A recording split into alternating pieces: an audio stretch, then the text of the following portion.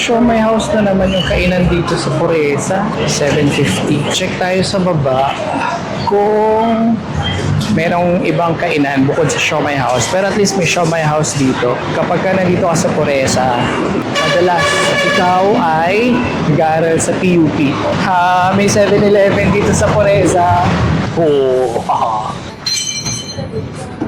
Ano bang need natin?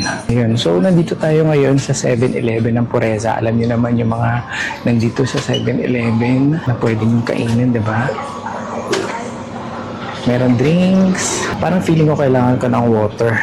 Yan, may water. Ano bang water natin? Wilkins. Wilkins lang.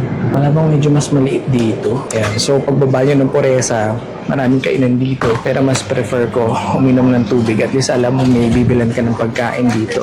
Kaya yung mga nasa PUP, mas swerte kayo. At meron kayong Pureza PUP 7-Eleven. 27 yung ating tubig. Thank you. Dito tayo minom. May alak ba daw?